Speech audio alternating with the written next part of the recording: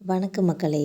இன்றைக்கி நம்ம இந்த வீடியோவில் நடிகர் ரஜினிகாந்த் கமலஹாசன் படத்தோட ஹீரோயின் ஒருத்தவங்கள அடித்து துன்புறுத்திருக்காங்க அவங்களோட கணவர் அவர்கள்.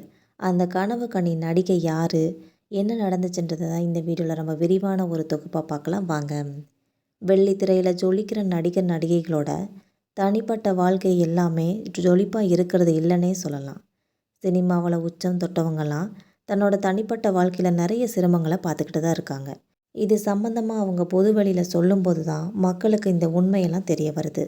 அந்த வகையில் நடிகர் ரஜினி மற்றும் கமல், அமிதாப் பச்சன் இவங்களோட நடித்த ஒரு கனவு கனி நடிகையோட வாழ்க்கையில் ஏகப்பட்ட சிக்கல்கள் நடந்திருக்கு.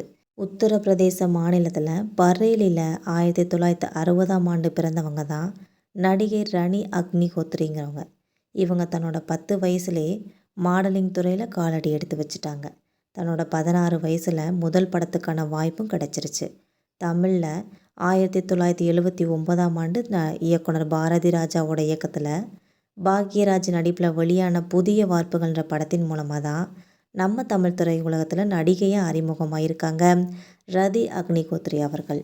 நடிகர் பாக்யராஜ் நடிகராக அறிமுகமான இந்த படத்தில் தான் ரதி அவர்களும் அறிமுகமாயிருக்காங்க. அடுத்து பாரதி ராஜா இயக்கத்தில் சுதாகர் அவர்கள் நடித்த நிறம் மாறாத பூக்கள் படத்துலேயும் நடிச்சிருக்காங்க. இதை தொடர்ந்து காதல் கிளிகள் படத்தில் நடிச்சிருக்காங்க. நடிகர் கமலஹாசனோட இணைஞ்சு உல்லாச பறவைகள் படத்துலேயும் நடிச்சிருக்காங்க.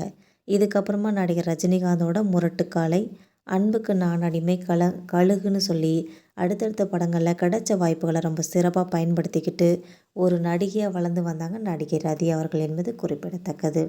இடையில் தெலுங்குலையும் நடித்து வந்துட்டு இருந்தாங்க.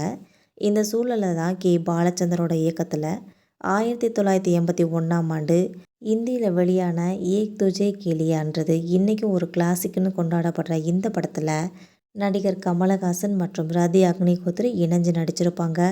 இவங்களோட இந்த ஜோடி ரசிகர்களை ரொம்பவே கவர்ந்துச்சுன்னே சொல்லலாம்.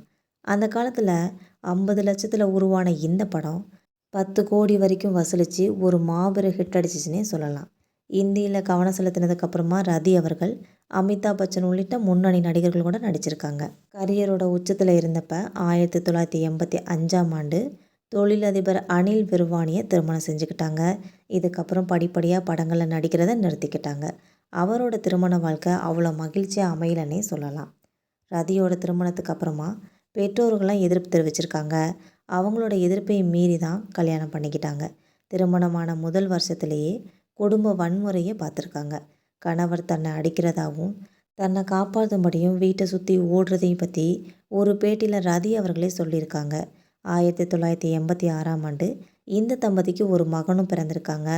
குழந்தை பிறந்த பிறகும் இவங்க 2 பேருக்கு இடையிலான உறவு சுமூகமாகவே இல்லைன்னே சொல்கிறாங்க. இந்த தொடர் வன்முறையெல்லாம் சகிச்சுக்கிட்டு வாழ்ந்த நடிகை ரதி 30 வருஷத்துக்கு அப்புறமா 2015 கணவரை விவாகரத்து செஞ்சிட்டாங்க. இது தொடர்பாக அவர் சொல்லும்போது, எனக்கு 54 வயசாயிடுச்சு, இனியும் என்னால் அந்த அடிகளை தாங்குகிற சக்தி இல்லை, இன்னும் சகிச்சுக்கிட்டா இறந்து போயிடுவேன்னு சொல்லி குடும்ப வன்முறை தொடர்பான வழக்கையும் தொடுத்துருக்காங்க. நீதிமன்றத்தில் சொல்லி விவாகரத்தும் வாங்கிட்டாங்க. 60 வயசான ரதி அக்னிஹோத்ரி தொடர்ந்து படங்களில் நடித்து வந்துட்டு தான் இப்போ இருக்காங்க என்பது குறிப்பிடத்தக்கது.